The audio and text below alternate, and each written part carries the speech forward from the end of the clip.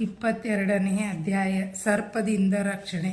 ಬಾಳಾಸಾಹೇಬ್ ಮಿರ್ಕರ್, ಬಾಪು ಸಾಹೇಬ್ ಬೂಟಿ, ಅಮೀರ್ ಶಕ್ಕರ್, ಹೇಮಾಂಡ ಪಂತ್ ಸರ್ಪ ಹತ್ಯೆ ಬಗ್ಗೆ ಬಾಬಾರವರ ಅಭಿಪ್ರಾಯ. ಬಾಬಾರವರನ್ನು ಜ್ಞಾನಿಸುವುದು ಹೇಗೆ? ಪ್ರಕೃತಿಯ ಮರ್ಮವನ್ನಾಗಲಿ ಪರಮಾತ್ಮನ ರೂಪವನ್ನಾಗಲಿ ಯಾರಿಂದಲೂ ಅಳೆಯುವುದಕ್ಕೆ ಸಾಧ್ಯವಿಲ್ಲ. ವೇದಗಳಿಗಾಗಲಿ ಸಹಸ್ರ ನಾಲಿಗೆ ಉಳ್ಳ ಆದಿಶೇಷನಿಗಾಗಲಿ ಅದು ಸಾಧ್ಯವಿಲ್ಲ. ಪರಮಾತ್ಮನ ಪಾದವೇ ಸುಖದ ಸಾಧನವೆಂದಿರುವ ಭಕ್ತರಿಗೆ ಪರಮಾತ್ಮನ ರೂಪ ಗೋಚರವಾಗುವುದು ಆ ಉದಾತ್ತವಾದ ಜೀವನದ ಗುರಿಯನ್ನು ಸಾಧಿಸಲು ಅವನನ್ನು ಜ್ಞಾನಿಸುವ ಸಾಧನವೊಂದನ್ನು ಬಿಟ್ಟರೆ ಬೇರೆ ಯಾವ ಸಾಧನವನ್ನು ಭಕ್ತರು ಅರಿಯರು.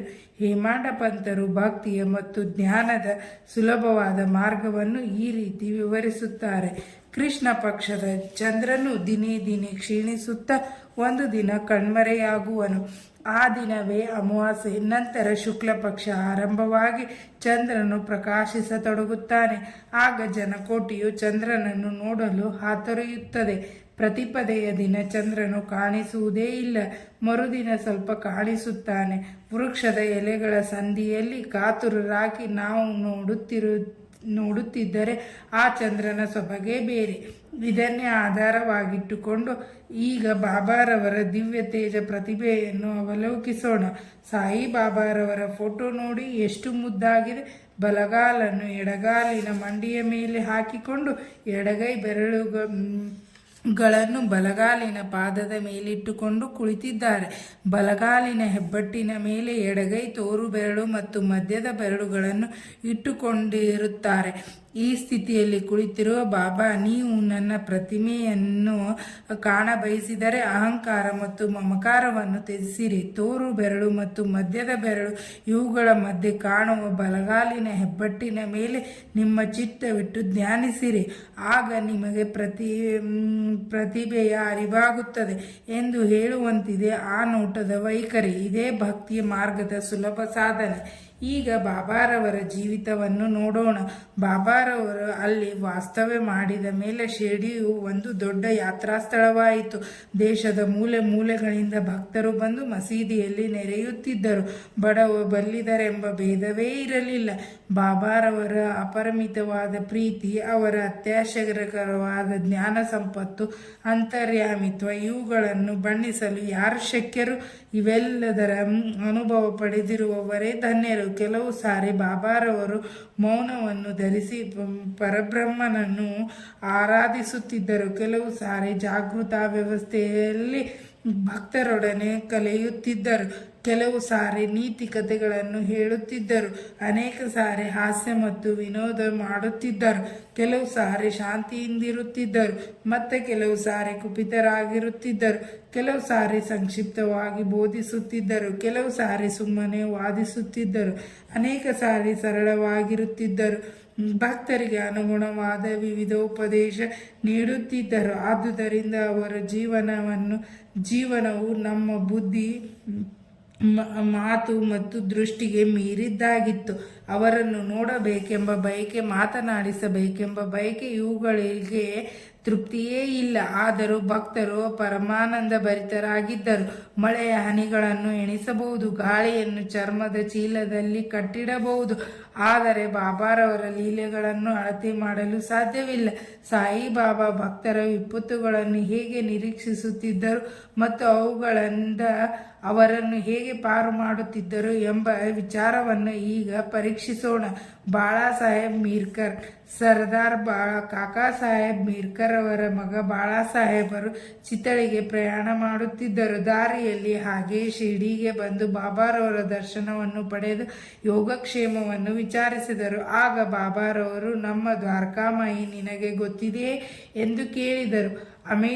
ಮಿರ್ಕರ್ ಅವರಿಗೆ ಅರ್ಥವಾಗಲಿಲ್ಲ. ಸುಮ್ಮನೆ ಕುಳಿತರು. ಪುನಃ ಬಾಬಾರವರು ಮುಂದುವರೆದು, ನೀನು ಈಗ ಕುಳಿತಿರುವುದೇ ದ್ವಾರಕಾಮಯಿ. ಅವಳು ತನ್ನ ತೊಡೆಯ ಮೇಲೆ ಕುಳಿತಿರುವ ಮಕ್ಕಳ ಅಪಾಯಗಳೆಲ್ಲವನ್ನೂ ದೂರ ಮಾಡುತ್ತಾಳೆ. ಈ ಮಾತೆಯು ದಯಾಮಯಳು. ಅವಳ ಭಕ್ತಿಗೆ ಯಾವ ಕಷ್ಟಗಳು ಬರುವುದಿಲ್ಲ. ಅವಳ ತೊಡೆಯ ಮೇಲೆ ಕುಳಿತರೆಂದರೆ ಸಾಕು, ಅವರ ತೊಂದರೆಗಳು ನಿವಾರಣೆಯಾದಂತೆ.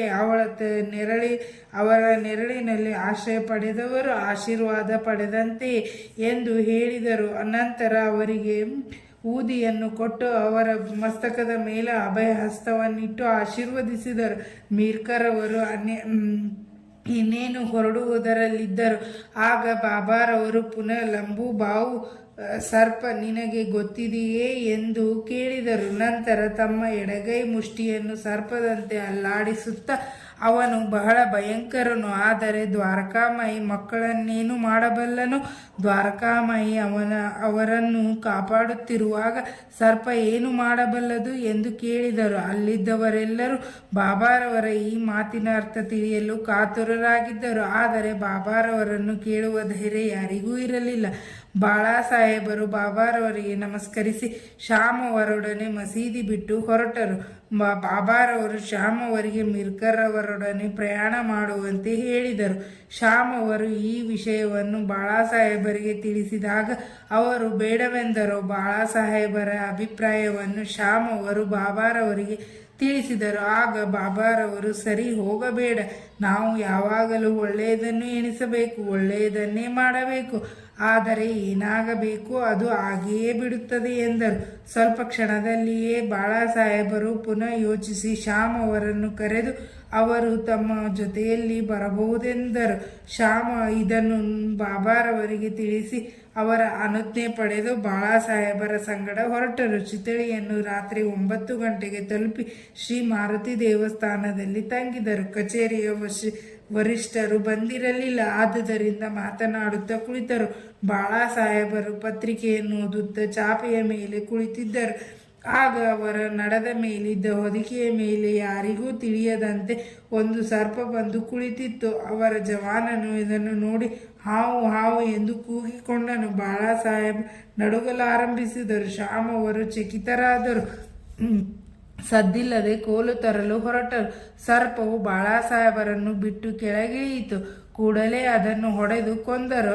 ಈ ಅಪಾಯವನ್ನು ಬಾಬಾರವರು ಮೊದಲೇ ನಿರೀಕ್ಷಿಸಿ ಅದರಿಂದ ಅವರನ್ನು ಪಾರು ಮಾಡಿದರು. ಅಂದಿನಿಂದ ಬಾಳಾ ಸಾಹೇಬರಿಗೆ ಬಾಬಾರವರಲ್ಲಿದ್ದ ಭಕ್ತಿ ದೃಢವಾಯಿತು. ಬಾಪು ಸಾಹೇಬ್ ಬುಟ್ಟಿ ಪ್ರಸಿದ್ಧ ಜ್ಯೋತಿಷಿಯಾದ ಶ್ರೀ ನಾನಾ ಡೆಂಗ್ಳೆಯರವರು ಶಿರ್ಡಿಯಲ್ಲಿ ಬಾಪು ಸಾಹೇಬ್ ಬುಟ್ಟಿರವರಿಗೆ, ಈ ದಿನ ನಿಮಗೆ ಗ್ರಹಗತಿಗಳು ಸರಿಯಾಗಿಲ್ಲ, ಅಪಾಯವಿದೆ ಎಂದರು.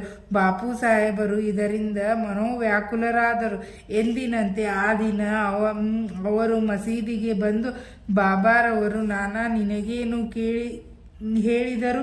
ನಿನಗೆ ಈ ದಿನ ಮರಣ ಸಂಭವಿಸಿದೆ ಎಂದು ಹೇಳಿರುತ್ತಾರೆ ಅಲ್ಲವೇ? ನೀನು ಹೆದರಬೇಕಿಲ್ಲ. ಹೇಗೆ ಆ ಮೃತ್ಯು ನಿನ್ನನ್ನು ಕೊಲ್ಲುವುದೋ ನೋಡೋಣ ಎಂದರು. ಆ ದಿನ ಸಂಜೆ ಬಾಪು ಸಾಹೇಬರು ತಮ್ಮ ಕೊಠಡಿಗೆ ಹೋಗಿ ಕುಳಿತಾಗ ಒಂದು ಸರ್ಪವನ್ನು ಕಂಡರು. ಅವರ ಜವಾನನು ಅದನ್ನು ಹೊಡೆಯಲು ಕೈ ಎತ್ತಿದರು. ಬಾಪು ಸಾಹೇಬರು ಒಂದು ದೊಡ್ಡ ಕೋಲನ್ನು ತರಲು ಹೋದರು. ಜವಾನನು ಕೋಲನ್ನು ತರುವುದರೊಳಗೆ ಸರ್ಪ ಮಾಯವಾಗಿತ್ತು. ಆಗ ಬಾಪು ಸಾಹೇಬರು ಬಾಬಾರವರ ಮಾತುಗಳನ್ನು ಜ್ಞಾಪಕಕ್ಕೆ ತಂದುಕೊಂಡು ಸಂತೋಷಭರಿತರಾದರು. ಅಮೀರ್ ಶಕ್ಕರ್ ಕಟುಕರ ಜಾತಿಗೆ ಸೇರಿದ ಗೋಪರ್ಗಾಂವ್ ತಾಲೂಕಿನ ಕೋರಾಳಹಳ್ಳಿ ಅಮೀರ್ ಶಕ್ಕರ್ ಬಾಂದ್ರಾದಲ್ಲಿ ಕಮಿಷನರ್ ಏಜೆಂಟರಾಗಿದ್ದರು. ಅವರು ವಾಯುರೋಗದಿಂದ ನರಳುತ್ತಿದ್ದರು. ದೇವರನ್ನು ಸ್ಮರಿಸಿ ಬಾಬಾರವರ ಹತ್ತಿರ ಬಂದು ರೋಗವನ್ನು ಗುಣಪಡಿಸುವಂತೆ ಬೇಡಿಕೊಂಡರು. ಅದಕ್ಕೆ ಸಾಯಿಬಾಬಾರವರಿಗೆ ಚಾವಟಿಯಲ್ಲಿ ತಂಗುವಂತೆ ಹೇಳಿದರು. ಆ ಚಾವಟಿಯು ಅನಾರೋಗ್ಯ ಸ್ಥಳವಾಗಿತ್ತು. ಆದರೆ ಬಾಬಾರವರ ಆಜ್ಞೆಯನ್ನು ಮೀರುವಂತಿರಲಿಲ್ಲ. ಬಾಬಾರವರನ್ನು ಮಸೀದಿಗೆ ಬರಕೊಡಲಿಲ್ಲ. ಆಗಾಗ್ಗೆ ಚಾವಟಿಗೆ ಬಾಬಾರವರು ಅವರನ್ನು ಮಸೀದಿಗೆ ಬರಕೊಡಲಿಲ್ಲ. ಆಗಾಗ್ಗೆ ಚಾವಟಿಗೆ ತಾವೇ ಹೋಗಿ ಬರುತ್ತಿದ್ದರು. ರಾತ್ರಿ ಮೆರವಣಿಗೆಯ ನಂತರ ಬಾಬಾರ ಅಲ್ಲಿ ಹೋಗಿ ಮಲಗುತ್ತಿದ್ದರು. ಆದುದರಿಂದ ಅಮೀರ್ ಅವರಿಗೆ ಬಾಬಾರವರ ಭೇಟಿ ಆಗಾಗ್ಗೆ ಆಗುತ್ತಲೇ ಇತ್ತು. ಅಮೀರ್ ಶಕ್ಕರ್ ಅಲ್ಲಿ 9 ತಿಂಗಳು ತಂಗಿದ್ದರು. ನಂತರ ಬಹುಶಃ ಬೇಸರ ಪಟ್ಟುಕೊಂಡು ಒಂದು ದಿನ ರಾತ್ರಿ ಯಾರಿಗೂ ಹೇಳದೆ ಶಿರ್ಡಿಯನ್ನು ಬಿಟ್ಟು ಗೋಪರ್ಗಾಂವ್ ಧರ್ಮಶಾಲೆಗೆ ಹೋಗಿಬಿಟ್ಟರು. ಅಲ್ಲಿ ಮರಣಾವಸ್ಥೆಯಲ್ಲಿದ್ದ ಒಬ್ಬ ಮುದಿ ಫಕೀರನನ್ನು ಅವರು ಕಂಡರು. ಅವನು ನೀರು ನೀರು ಎಂದು ಕೂಗಿಕೊಳ್ಳುತ್ತಿದ್ದನು. ಅಮೀರ್ ಶಕ್ಕರ್ ಅವನಿಗೆ ನೀರು ಕುಡಿಯಲು ಕೊಟ್ಟರು. ನೀರು ಕುಡಿದು ತತ್ಕ್ಷಣ ಫಕೀರನು ಮರಣ ಹೊಂದಿದನು. ಶಕ್ಕರ್ ಅವರಿಗೆ ಆಗ ದಿಕ್ಕು ತೋಚದಂತಾಯಿತು. ಯಾರಿಗಾದರೂ ಈ ಸಂಗತಿ ತಿಳಿಸಿದರೆ ತಮ್ಮ ಮೇಲೆ ಆರೋಪ ಬರುತ್ತದೆ ಎಂದು ಭಾವಿಸಿ ಇದು ಬಾಬಾರವರ ಅನುಮತಿ ಇಲ್ಲದೆ ಬಂದಿದ್ದರ ಫಲವೆಂದು ತಿಳಿದು ಪಶ್ಚಾತ್ತಾಪ ಪಟ್ಟುಕೊಂಡು ಅದೇ ರಾತ್ರಿ ಬಾಬಾರವರ ನಾಮಸ್ಮರಣೆ ಮಾಡುತ್ತಾ ಬೆಳಗಾಗುವುದರೊಳಗೆ ಶಿರ್ಡಿಗೆ ಬಂದು ತಲುಪಿದರು.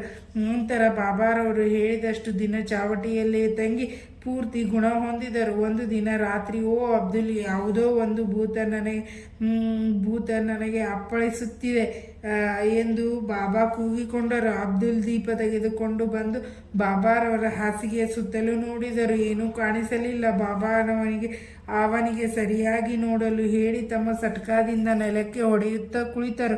ಅಮೀರ್ ಶಕ್ಕರ್ ಸರ್ಪ ಬಂದಿರಬಹುದೆಂದು ಅನುಮಾನಿಸಿದರು. ಅಮೀರ್ ಅವರಿಗೆ ಬಾಬಾರವರ ರೀತಿ ನೀತಿಗಳನ್ನು ಗ್ರಹಿಸುವ ಶಕ್ತಿ ಇದ್ದಿತು. ಬಾಬಾರವರಿಗೆ ಶಕ್ಕರ್ ಅವರ ಹಾಸಿಗೆಯ ಹತ್ತಿರ ಒಂದು ಸರ್ಪ ಕಾಣಿಸಿತು. ಅಬ್ದುಲ್ಲನಿಗೆ ಅಲ್ಲಿ ದೀಪವನ್ನು ತರಲು ಹೇಳಿದರು. ದೀಪದ ಬೆಳಕಿನಲ್ಲಿ ಹಾಸಿಗೆಯ ಬಳಿ ಸರ್ಪವೊಂದು ಸುತ್ತಿಕೊಂಡು ಕುಳಿತಿರುವುದು ಕಂಡುಬಂದಿತು. ಕೂಡಲೇ ಅದನ್ನು ಕೊಲ್ಲಲಾಯಿತು. ಹೀಗೆ ಬಾಬಾ ಸಮಯೋಚಿತ ಎಚ್ಚರಿಕೆ ಕೊಟ್ಟು ಅಮೀರ್ ರವರನ್ನು ಕಾಪಾಡಿದರು. ಹಾವು ಮತ್ತು ಚೇಳು. ಬಾಬಾರವರು ತಿಳಿಸಿದ ಪ್ರಕಾರ ಕಾಕಾ ಸಾಹೇಬ್ ದೀಕ್ಷಿತರು ಪ್ರತಿದಿನ ಏಕನಾಥರಿಂದ ವಿರಚಿತವಾದ ಭಾಗವತ ಮತ್ತು ಭಾವಾರ್ಥ ರಾಮಾಯಣ ಎಂಬ 2 ಗ್ರಂಥಗಳನ್ನು ಮಸೀದಿಯಲ್ಲಿ ಪಠಣ ಮಾಡುತ್ತಿದ್ದರು. ತಮ್ಮ ಮಾತೆಯ ಅನುಜ್ಞೆಯಂತೆ ಶ್ರೀರಾಮನ ಮಹತ್ವವನ್ನು ಪರೀಕ್ಷಿಸಿದ ಭಾಗವನ್ನು ಅವರು ಹೇಳುತ್ತಿದ್ದಾಗ ಶ್ರೋತೃಗಳು ಮುಕ್ತರಾಗಿದ್ದರು. ಅವರಲ್ಲಿ ಹೇಮಾಂಡ ಪಂತರು ಒಬ್ಬರಾಗಿದ್ದರು. ಆಗ ದೊಡ್ಡ ಚೇಳೊಂದು, ಅದು ಎಲ್ಲಿಂದ ಬಂದಿತೋ ತಿಳಿಯದು, ಹೇಮಾಂಡ ಪಂತರ ನಡದ ಮೇಲೆ ಬಂದು ಕುಳಿತಿತ್ತು. ಮೊದಲು ಅದು ಅವರಿಗೆ ಗೊತ್ತಾಗಲೇ ಇಲ್ಲ. ಪರಮಾತ್ಮನ ಲೀಲೆಗಳನ್ನು ಕೇಳುತ್ತಿರುವವರನ್ನು ಪರಮಾತ್ಮನೇ ರಕ್ಷಿಸುವನಾಗಿದ್ದರಿಂದ ಅವರಿಗೆ ಚೇಳು ಕುಳಿತಿರುವುದು ಹೇಗೋ ತಿಳಿಯಿತು. ಅದು ಕಥೆಯನ್ನು ಶ್ರವಣ ಮಾಡುತ್ತಿರುವಂತೆ ಕಾಣುತ್ತಿತ್ತು. ಆಗ ಹೇಮಾಂಡ ಪಂತರು ಗಲಾಟೆ ಮಾಡದೆ ದೋತರವನ್ನು ಮೆಲ್ಲಗೆ ತೆಗೆದು ಚೇಳನ್ನು ಹೊರಗೆ ತಂದು ಚೆಲ್ಲಿದರು. ಇನ್ನೊಂದು ಸಂದರ್ಭದಲ್ಲಿ ಕೆಲವರು ಒಂದು ರಾತ್ರಿ ದೀಕ್ಷಿತ್ವಾಡದ ಅಟ್ಟದ ಮೇಲೆ ಮಾತನಾಡುತ್ತಾ ಕುಳಿತಿದ್ದರು. ಆಗ ಕಿಟಕಿಯ ಸಂದಿಯಿಂದ ಒಂದು ಭಯಂಕರ ಸರ್ಪವು ಬಂದು ಸುರುಳಿ ಸುತ್ತಿಕೊಂಡು ಕುಳಿತಿತು. ಎಲ್ಲರೂ ಕೋಲು ತರಲು ಹೊರಟರು. ಅದನ್ನು ಹೊಡೆಯಲು ಪ್ರಯತ್ನಪಟ್ಟರು. ಆದರೂ ಅದು ಸಿಗದೆ ಅದೇ ಸಂಧಿಯ ಮೂಲಕ ಮಾಯವಾಯಿತು. ಬಾಬಾರವರ ಅಭಿಪ್ರಾಯ.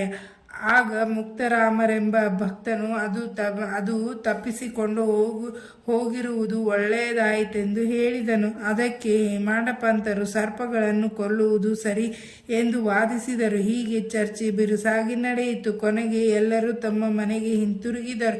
ಮರುದಿನ ಬಾಬಾ ಮಸೀದಿಯಲ್ಲಿ ಕುಳಿತಾಗ, ನಿನ್ನೆ ರಾತ್ರಿ ವಾಡಾದಲ್ಲಿ ಯಾವ ಚರ್ಚೆ ನಡೆಯಿತು ಎಂದು ಕೇಳಿದರು. ಅವರಿಗೆ ವಿಷಯ ತಿಳಿಸಿದಾಗ ಬಾಬಾ, ಚೇಳುಗಳೇ ಇರಲಿ, ಸರ್ಪಗಳೇ ಇರಲಿ, ಭಗವಂತನು ಎಲ್ಲ ಪ್ರಾಣಿಗಳಲ್ಲಿಯೂ ಜೀವಿಸಿರುತ್ತಾನೆ. ಅವನೇ ಪ್ರಪಂಚದ ಸೃಷ್ಟಿ ಸ್ಥಿತಿ ಲಯಗಳಿಗೆ ಕಾರಣನು. ಸಕಲ ಜೀವರಾಶಿಗಳಿಗೂ ಅವನ ಆಜ್ಞೆಯನ್ನು ಪಾಲಿಸಲೇಬೇಕು. ಅವನ ಇಚ್ಛೆ ಇಲ್ಲದೆ ಯಾರು ಇತರರಿಗೆ ಕೆಡಕು ಮಾಡಲು ಸಾಧ್ಯವಿಲ್ಲ. ಇಡೀ ಪ್ರಪಂಚ ಅವನ ಆಶ್ರಿತ, ಯಾರು ಸ್ವತಂತ್ರರಲ್ಲ. ಆದುದರಿಂದ ನಾವು ಸಕಲ ಪ್ರಾಣಿಗಳಲ್ಲಿಯೂ ಪ್ರೀತಿ ಮತ್ತು ದಯೆ ತೋರಿಸಬೇಕು. ಇವುಗಳನ್ನು ವಿನಾಕಾರಣ ಕೊಲ್ಲುವುದನ್ನು ಬಿಡಬೇಕು. ದೇವರೇ ಸರ್ವರಕ್ಷಕ ಎಂದು ಉಪದೇಶಿಸಿದರು. ಶ್ರೀ ಸಾಯಿ ಪ್ರಣಾಮ. ಇಲ್ಲಿಗೆ 22ನೇ ಅಧ್ಯಾಯ ಮುಕ್ತಾಯವಾಯಿತು.